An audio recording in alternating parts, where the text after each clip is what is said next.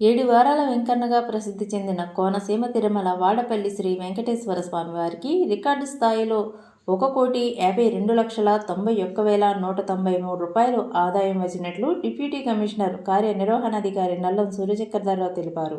దేవస్థానం ఆవరణలో బుధవారం హుండీల ఆదాయం లెక్కింపు చేపట్టారు.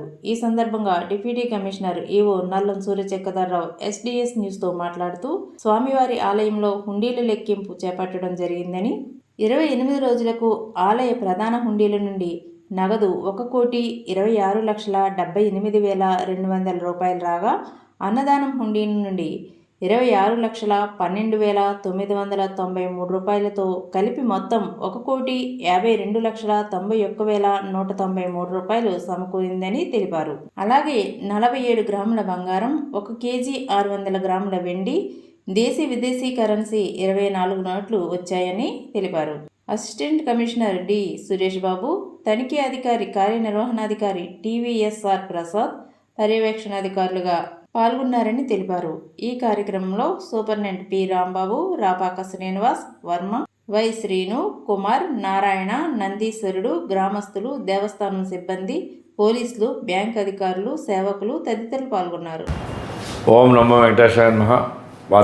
ఆత్రేయపురం మండలం వాడపల్లి గ్రామంలో చేస్తున్న శ్రీ వెంకటేశ్వర స్వామి దేవస్థానంలో ఈ రోజున 28 రోజులకు గాను హుండీలు తెరవగా 1,52,91,193 రూపాయలు ఆదాయంగా రావడం జరిగింది. అలాగే 47 గ్రాముల బంగారం, 1 కేజీ 600 గ్రాముల వెండి మరియు 24 విదేశీ కరెన్సీ నోట్లు వచ్చినాయి. ఈ యొక్క కార్యక్రమంలో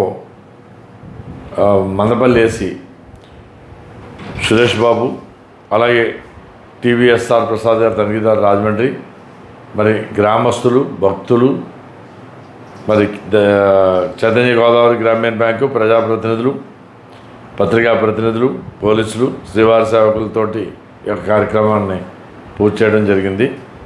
ఇది ఒక రికార్డ్ అని మీ ద్వారా భక్తులందరికీ కూడా నేను తెలియజేసుకుంటున్నాను. ఓం నమో వెంకటేశాయ నమః.